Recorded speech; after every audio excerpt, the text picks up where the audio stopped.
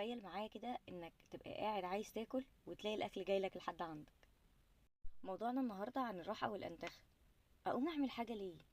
طب ما اقول لهم يعملوا لي، واقول لهم ليه اصلا ما يعرفوا لوحدهم.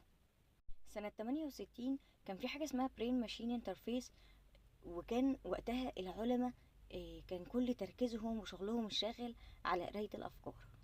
مش احنا اتعلمنا ان مخنا فيه نيورونز اللي هو ايه الخلايا العصبيه؟ تخيل كده معايا انهم وصلوا لمخك بجهاز كهرباء عشان يعرفوا انت بتفكر في ايه. يا نهار فضايح. فيحصل ايه بقى؟ يحصل حاجه اسمها الاكشن بوتنشال اللي هي ايه؟ الاشارات العصبيه.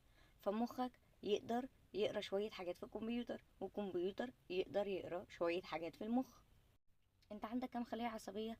كتير. كل ده في مخك، ايوه. بيتكلموا، ايوه. طب انت تعرف هم بيقولوا ايه؟ لا.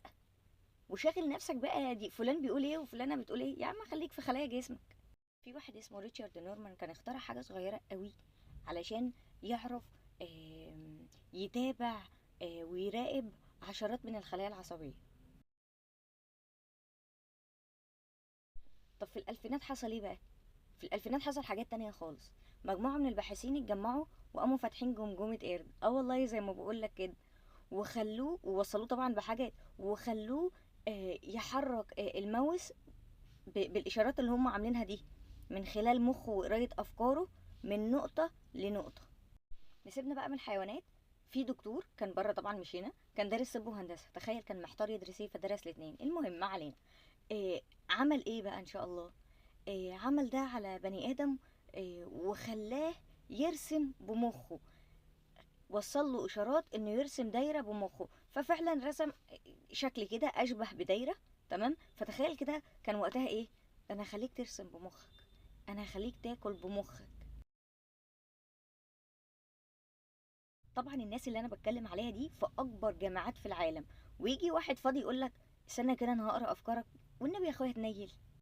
في واحد بقى اسمه ارتو يونوموكو، وطبعا ملناش دعوه باسمه. الراجل ده اخترع حاجه اسمها ايه بقى؟ النيورين جرينز، حاجه كده زي حبه السكر قدها كده. تمام. يحطها في مخك ومن خلالها بقى يقرا افكارك ويتحكم في مخك ويقرا كل حاجه عنك. وهنا يستحضرني محمود عبد العزيز وهو بيقول انا عايز انترلوبي. طبعا الدراسات في الموضوع ده كتيرة جدا جدا جدا لحد دلوقتي، لحد دلوقتي. وفي حاجة اسمها silent speech interface، اللي هما هيخلوا مخك من غير اي حاجة كده، من غير ما تتكلم، من غير اي حاجة، يكتب 100 كلمة في الدقيقة. فانت متخيل هما مثلا احنا بنفكر في ايه وهما بيفكروا في ايه؟ بكلمكم ليه في الموضوع ده؟ بكلمكم في الموضوع ده علشان هما المفروض كانوا بادئين الدراسة ان اعرف بقى المخ بيفكر في ايه. دلوقتي يا جماعة بقى بيفكروا ازاي يتحكموا في المخ. ومتهيألي الناس اللي دارسة لدرجة انها تعرف تقرأ افكار، متهيألي ممكن يتحكموا في مخ البني ادمين.